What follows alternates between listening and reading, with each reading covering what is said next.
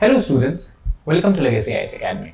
Today we are going to discuss about GST Council, that stands for Goods and Services Tax Council.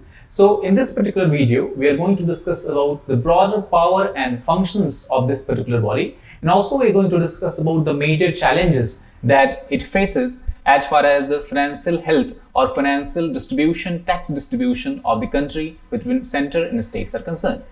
So first of all, let us try to understand that why we are discussing about this particular issue. So the context in which we are discussing today's issue is because recently the 47th meeting of the GST Council has begun in the Chandigarh region on Tuesday. It marks almost 5 years of the tax system that came into effect on 1st of July 2017. This is one of the most transformative, or we can say historical transformation as far as the tax regimen of the country is concerned.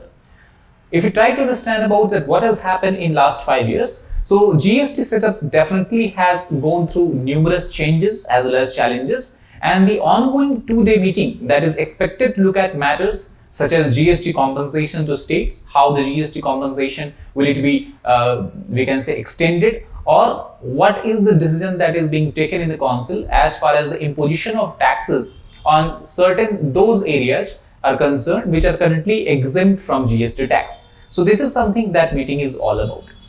Now, before understanding about the challenges and other aspect of this particular meeting and the council, let us first try to understand what is a GST council. So GST council is basically a council that has been set up after the goods and services tax regime came into force in India.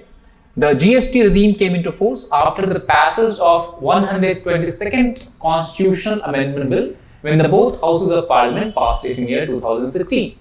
Followed by the passage of this Constitutional Amendment Bill by the two houses of Parliament, the final enactment was done only when more than 15 states ratified this particular amendment in their state assemblies.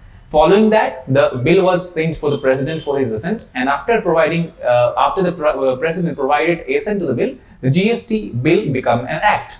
Now, GST Council is basically a council that has been set up under GST regime, basically to serve as a joint forum of both the center as well as the states, and it was set up by the President of India as per Article 279A, subclause of A1 of the amended Constitution. So what is the GST Council and who are the members of this particular council? So as far as the membership is concerned, the chairman of this particular council, or chairperson we can say, is the Union Finance Minister, who is currently Srimati Nirmala Sitharaman. Apart from that, Union Minister of State in Financial Matters is also a member of this particular council. And apart from this, every state has a right to nominate one member who is generally either minister in charge of finance or taxation, or in certain cases any other minister who can be nominated by the state government to serve as a member of this council. So broadly, we have chairperson as the Union Finance Minister, then we have Union Minister of State for Finance at the central government, and then one minister from each of the states of India. They act as a member of GST Council. So the question naturally comes that what was the aim or objective behind which GST Council has been set up. So the main objective that has been defined by Article 279 of the Constitution, and it says that GST Council will have a mandate to make recommendations to the union and the state on the matters that are related to goods and services tax. That means it is the GST Council which can decide that which kind of services, which kind of goods will be in the domain or in the ambit of GST, which other goods and services can be exempted from the GST. Apart from that, this council is also empowered to not only decide that which goods and services to be exempt and which goods and services to be within the ambit or purview of GST, but also it can decide on the various rate slabs of GST. That means which goods and services will be taxed at what particular rate. Now, if we talk about this particular meeting, 47th meeting of the GST Council, it has one major decision to make. What is that decision? The decision has to be made depending upon the recommendation given by the state impaneled minister, which was led by Conrad Sangma, the Chief Minister of Meghalaya. And the discussion is going on that whether 28% GST has to be levied upon casinos, online gambling and horse racing or not. That is something also GST Council has to be decided upon. Now, this recent meeting is slightly different from all the earlier meetings. So, what basically has changed as far as this meeting is concerned? So, the most important point is that this is going to be first such meeting which is taking place after a very important decision made by the Supreme Court judgment. What is the decision? The decision is that has been taken by Supreme Court in May this year itself, and Supreme Court has clearly stated in its decision that recommendations of GST Council are not binding, but it is merely a recommendatory in nature. Apart from that, it also has interpreted Article 246A as such by saying that both Parliament as well as state legislators have a simultaneous power to legislate on the GST matter. That means earlier it was largely understood that Union Finance Minister, or we can say central government, has a much higher power or larger power as compared to state, but that has been negated by the Supreme Court judgment of the May 2022.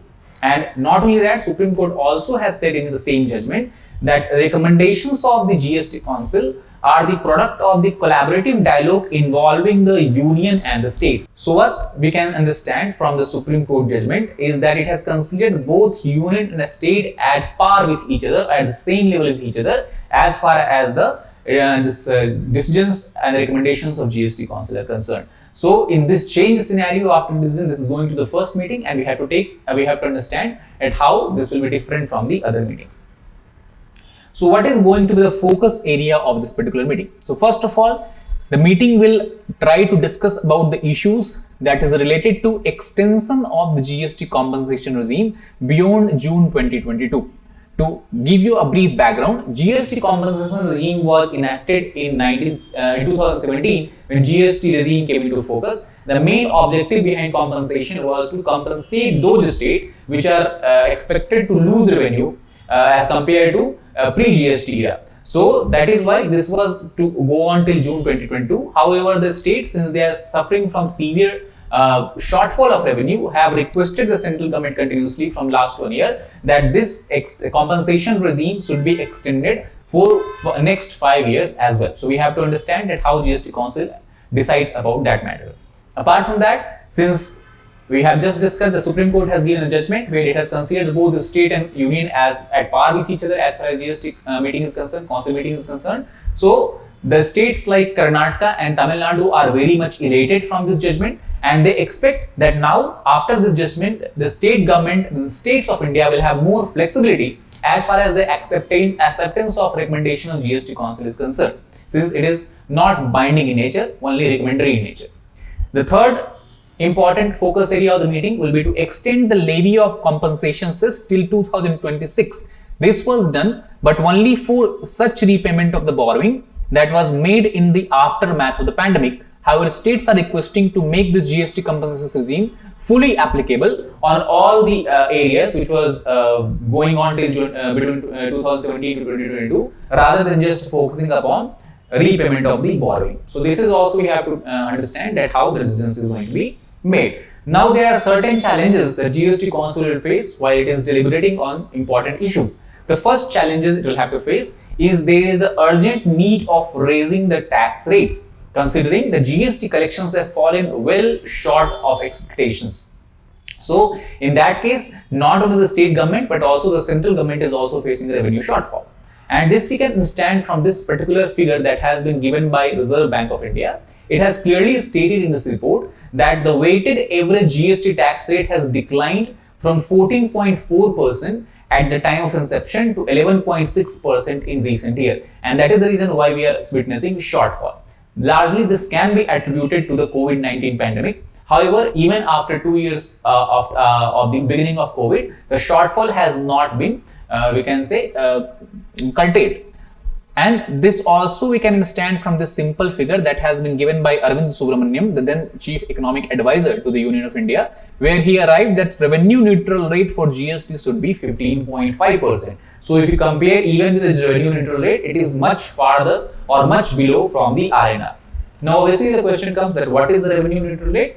So in simple terms, we can describe RNR as a structure of different rates that is established in order to match the current revenue generation with the revenue under GST.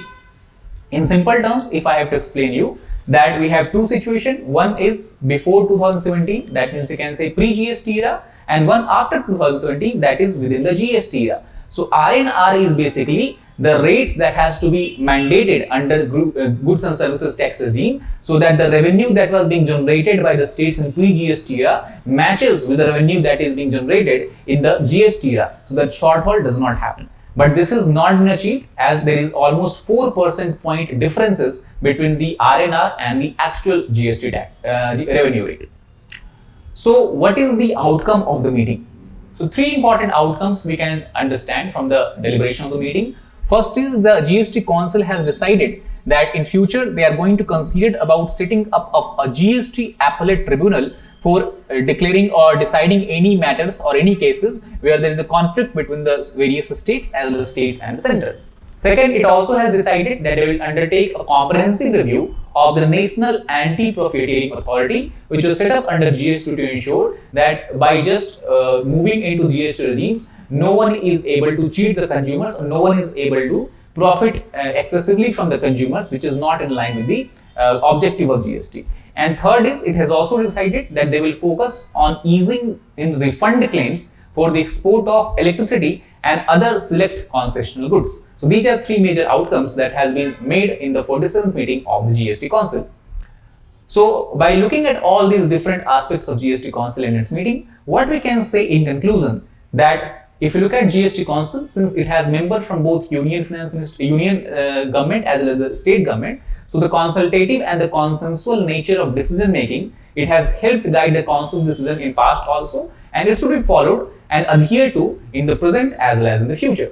Similarly, we can also say that there are several contentious issues between the state and the central government, and addressing of these contentious issues cannot be done or cannot be achieved unless and until there is a bridging of the trust deficit between the center and states. That means both center and state governments should trust each other, and the GST Council meeting should occur in such a way that both are able to trust each other in a manner that the decision is being taken for the betterment of the state and for the betterment of the country as a whole.